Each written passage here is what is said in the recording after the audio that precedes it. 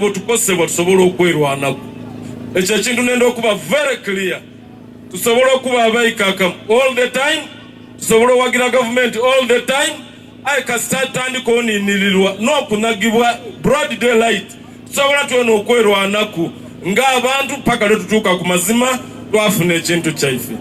Ensonga ey'okubiri, ndikwenda okusaba Uganda Land Commission okuba fair and just to the Muslim community of Jinja. Kubanga ni Land Commission eyawo Abasiraamu minute etuwa ettaka lino. The same Land Commission nerikuwa abeddwaliro minute nti lya idwaliro. Such confusion ndikwenda tegere nti Abasiraamu butegeera era tweda kulemerawo nenda okuvumirira ino authority ya Jinja City Council wano. Abasiraamu okuyida mu bulungi nibakoba nti mutwikirize tukola omulimo gwaife ku itaka lyaife ni muloba paka leero azifu tubalina ku kizibu ki azifu kansa ezira mu Basiraamu lwaki timukola representation yetegerekeka. Nendo osaba ow'ekitiibwa Sitemeya, nendo osaba ow'ekitiibwa bakansalas okutegeera direction yentuufu. Kyona tutandike kusika miguwa okukoba nti mujja mu maiso mukole development mu kifo kyaimwe nga muwa abantu authority okudevelopinga n'ebizirayo okutandika mutandike nganga fomo gundi bwedikolebwa.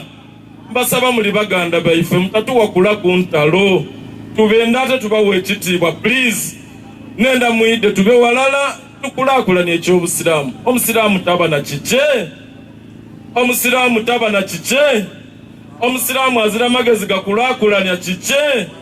Ndikwegayirira abakulembeze baife abalungi mu Jinja City Council, please think twice. Mutegere nti ettaka lino lya Abasiraamu tuligemere walala tulikulaakulanye. Wallahi bwe munaakola ebintu ebitukosa mu bugenderevu twona tulina amaiso era tulina amagezi tubalingirire ate tubalinze. Essaawa eda kutuuka twemerere mu gatherings edifaanana diti tukobe nti fulani mubi, fulani mubi, fulani mubi. Mutamuwa kubanga tatwendeza mukutwendeza okw'amaani. Ebintu ebyokwegemya mbu amabaluwa mangi gano gaviire wagundi, gano gaviire wagundi zera tiditegeera kyakukola ng'otegeera abatemamu epuloti abo nga tobakobaku ife bwe tuwandika ebaluwa nga togifaaku. Ndibegayirira mubeeyo mu offices ngaye mwidi nti abantu bemukulembera beevu. Tuli bantu intellectuals of higher level. Tituli Basiraamu bano abeeyira abeena kibungulya ab'okubisaawa tabita.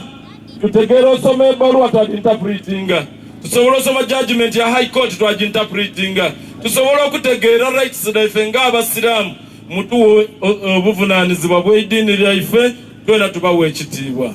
Ensonga yange esembayo nsaba bannayiddiini ab'endikiriza eddiini mu Jinja district obutawubisibwa n'abannakigwanizi. Omuntu okuba mu lutalo lwe n'awandiika ebaluwa n'akoopingira bishop, n'awandiika ebaluwa n'akoopingira reverend fulani, ebyo bintu bya kidoofu. Ba reverend tulinabo mu interreligious council, we speak the same language. Tiri kwenda bantu abo bakabona bakitaffe mu Katonda benigire mu lutalo olutabagemaku kubanga luno tirwa iddiini unless bwe luba lwa iddiini lulangirirwe. Buli ddiini lirakwerwanako ku lwalyo.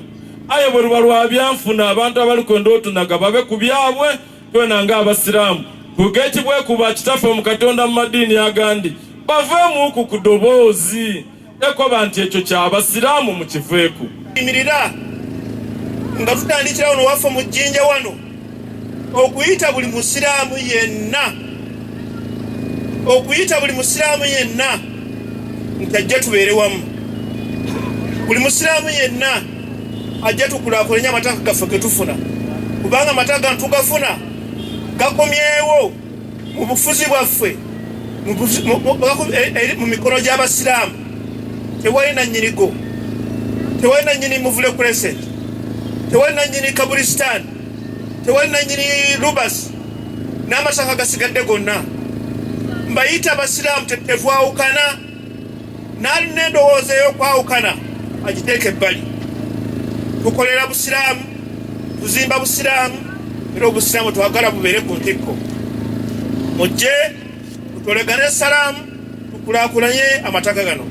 Allah subhanahu atugamba inni jazaituhum alyawma bima sabaru annahum humul faizun. Agamba nti Allah jatusasula nti agenda kwogera Gavumenti mbasasudde olwaleero olw'obugumiikiza bwe mwakola mu nsi. Era olwaleero mwe mugenda okukola ki? Muli bawanguzi.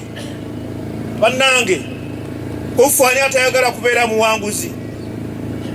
Obuwanguzi buwangudde olwaleero bwetaagisa osigale ng'okyabutambulirako. Kubanga gwe musiraamu, uwasiibye mwezi gwa Ramadan, uwasadde tarawih,